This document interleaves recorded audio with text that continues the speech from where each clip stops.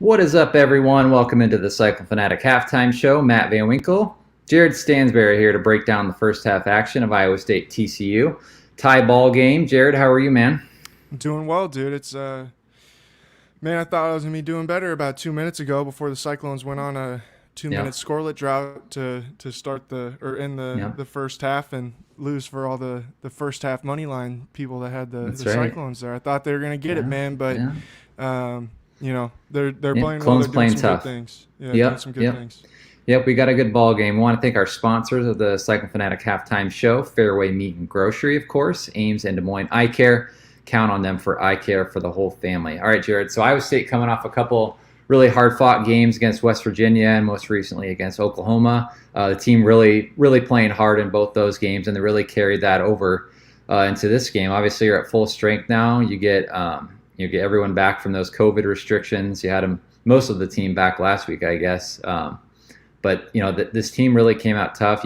Miles out for TCU, I thought was a big difference in that half. Obviously, the freshman been one of their best players this season, one of their leading scorers. But Iowa State got off to a kind of a slow start, down like 9-2, I think, is what they got out to. It kind of looked like it was going to be a long game for them. But then, man, Jaden Walker came right out, scored the first 5 points for you. I think he finished with 8 points in the half, but really a lot of contributions from guys. I mean, you look at the box score. Let's pull it up real quick. I mean, you had like guys scoring. Let's see, Bolton with 10, Walker with 8, Javen with 7. I mean, you had a lot of contributions from a lot of players, and it was really good to see offensively. Obviously, like you said, late in the half, TCU kind of tightened it up there, tying it up. But what'd you see from the Clones there in the first half? Yeah, man. I mean, I thought they moved the ball pretty well. You got 7 assists on 13 first half field goals. Yep. And then I'm sure that you wish that Rozier had shot the ball a little bit better. Only 3 of 8 there in the first Yeah. half. They go 4-4 from the free throw line, but Hmm. I think the Cyclones are getting the shots that they want. You just Hmm. gotta be able to knock them down. And then I mean, I think on the biggest thing to me that really jumps out is TCU having 6 offensive rebounds, seven Yep. second chance points on those. I mean, you cut that in half, you definitely have the lead, I would think. So, Hmm. like that, and that's nothing new. Iowa State obviously hasn't been a prolific rebounding team the entire season, so got to do a better job of being able to crash the board and man, and they get in these scramble situations, and you noted it before we came on. Hmm. When TCU's able to get out and run a little bit, they're able to get some of those open shots. Got to do a better job of getting Yep. back in defense on transition, and that comes with making some shots as well to keep them from being in those kinds of positions. Yeah. Letty, I don't know if you say that, but he was. I mean, there were times in that first half where it looked like TCU could kind of take over and dominate the game. But Iowa State, I mean, to their credit, they fought hard. They got their rebounds, and TCU obviously didn't shoot the ball very well in that first half either. Some easy looks they missed, but Iowa State went on, what was it, a 13-1 run there, kind of late in the half. They pulled out to a 9 point lead. What was it? What was that kind of turning point where TCU started cutting into that? What do you think? Well, I mean, the Cyclones stopped scoring was probably the biggest thing, but the other one is just it's again when Iowa State stops scoring, it allows that other team to get out and transition, and that's what TCU really wants to Hmm. be in. They don't want to be Yep. playing in a half court game or anything like that. Just like Iowa State doesn't. Like that's what Iowa State was able to do when they were playing well and getting the ball and having success. Is just it's when you're able to get those stops, you're able to clear the rebounds, and you're not in a spot where you're just constantly trying to play against a set defense. So Hmm. they go hand in hand. It's a lot Hmm. like what Matt Campbell talks about being complementary football. Like you want to play complementary basketball where it's just not constant running up and down all the time. Both teams are just are in flux and trying to get out, or you're just constantly kind of running down up and down the floor. You want to be Yep. able to put the ball in the basket, get back, set your defense. Even TCU, they're trying to run out of those made baskets, but I think if the Cyclones can do a better job of being efficient on their end, like they're going to give themselves an opportunity to win this game. The other thing, like I mentioned, like you have to clear the rebounds, and Hmm. I think we've seen like Solomon Young is just not going to rebound at a very high level, and so it's going to No. fall on those guards. When Trey Jackson and Rasir Bolton are your two leading rebounders, Yeah. like that kind of gives you an indication of where things are at right now. And There were a couple of those long rebounds of just off some missed TCU shots, which may inflate those numbers a little bit. But I get what you're saying. Your point's valid. I mean, you'd like to see those guys going harder after the glass, fighting for rebounds. Yeah, I thought you saw guys fighting for loose balls pretty well. Condit got in there, and what was that one they called? Was it on Harris or God? That was a crappy call. Which one? I'm not Well, sure. he just went after a loose ball, and they called him for a foul on the Okay. floor. Yeah. Yeah. There were a couple questionable calls in that first half. The Coleman man, I know Lands you were kick mad out. about I mean, the that one. was Yeah. Bloom. I saw Bloom tweeted that too. Just come on, you can't. That's a weak call. What did he say? I didn't even see it. Let me pull the exact tweet up. Basically, he just said that's a weak call from the refs. I thought it was. I didn't understand why the shot didn't count. The shot had He already gone said in. he said unbelievably weak call on Jalen Coleman Lands, just obnoxious. So when you get Bloom tweeting it about yeah, that's Bloom like at an 8. I don't know. Man, no, I'd say that's Bloom at a 10 right there. I don't know. Like he didn't cut that guy pushing any a slack. 10.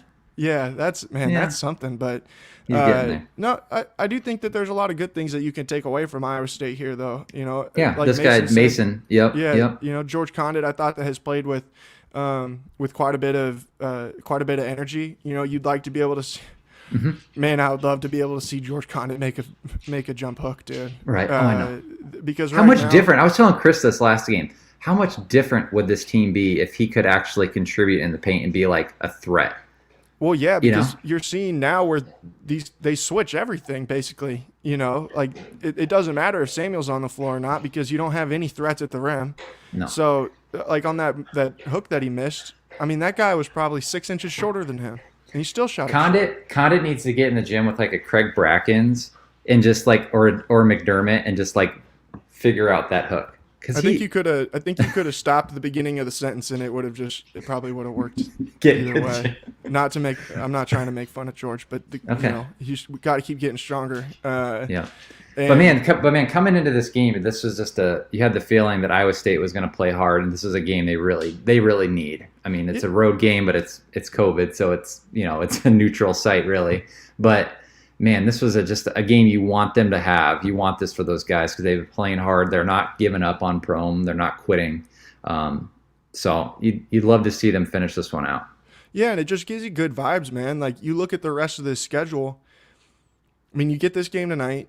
You got to play the back-to-back against Kansas here coming up this weekend. And then, you go down to Oklahoma State, which TCU obviously just beat Oklahoma State last week. I think that if you can finish this one out, that game all of a sudden becomes one that, you feel pretty good about your chances going in there. But then you got to play Texas, Oklahoma, and Baylor again, and it's just realistically there's not many games left that are going to give you real good vibes, and then you finish the season out with TCU, obviously. So it's like if this team is going to win one, then I think that you really gotta finish this game out. Like I said, I mean, you got to crash the boards better. You got to be able to keep them from getting those second opportunities, and then you got to figure out a way to be better in transition defense because right now they've just been, frankly, they've been awful. But that really isn't anything that's too different from the entire year. TCU right now with a 8-2 advantage in fast break points. Look at the points in the paint, man. Yep, I was going to bring 8. that up.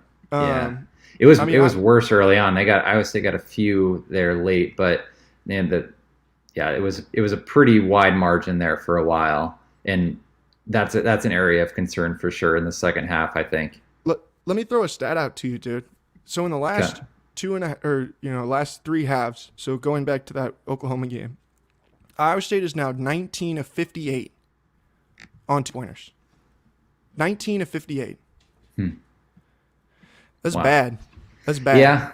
Got to put the ball in the basket when you get it. Well, it's a good thing they're shooting the 3 ball well the last few games, I guess. I know, but man, if they would have just if you made 2 or you make 3 or 4 more of those shots down there, they went 11 of 40. That's the difference in winning those last 2 games and being down 4 or 5 points. Right. So if they can do that, you got to be more efficient down there near the rim. But I think that they've got some stuff to build on, which is obviously much better than what it's been at different times this year. So hopefully they come out and play well here in the second half, come out with a win. Yep. Then it's on to Kansas. I like their chances, though. I thought Chris brought up a good point at halftime during the last game is that, this team's only played 13 games this year. And if you think about it, in a normal season, you'd be just getting into the start of Big 12 play. And you're starting to see this team gel. You're starting to see more positive signs. They're not playing great, but they're improving every game, which is a positive. But, man, it's like you're already getting into that meat grinder of the Big 12 season. And it's just a tough year for it, man. You'd wish they had a few more games to kind of figure things out. But, man, tied at the half against TCU, 38-38. We'll see what happens, man. It should be in for a treat for the second half, right? For sure. Yeah, Mason asked if that the 19-58 is it's not just in the paint, it's on 2-point field goals. So I'll reiterate that it's not just in the paint. I mean, not that I think that the 2-point field goals makes it too much better, but it's, I guess it's something. Yep, and Rose says might be our best opportunity to win tonight, make free throws and rebound. Yep, agree with that for sure. Man, they've definitely been shooting well at the free throw line, 88%, 7 of 8 in the first half. So, yeah, man, get to the line, just keep playing tough, and we'll see what happens, right? Yeah, unfortunately, getting to the line has been a struggle this year too. So just keep attacking. I think that they've made a lot of progress here over the last week. Obviously, getting guys back is important, but I just think that these guys look like they're having a lot more fun playing than what they were earlier in the season. And like I said, just sure up a couple things, and you can come out with a win tonight and get some good vibes going. This one will feel good. It's been since February 25th of last year since the last Big 12 win, so need to get it over the hump. Let's get after it, man. All right. Appreciate you coming on, Jared. You're going to have a wrap after this game, right, on CycloneFanatic.com? I've got the instant reaction podcast tonight, so Rob will have the road recap, and then I'll have that, so everybody can look forward to that after the game. Sounds good. Appreciate you, Jared. Appreciate our sponsors, as always, Fareway Meat and Grocery, Ames, and Des Moines Eye Care. Enjoy the second half, everyone. Appreciate it.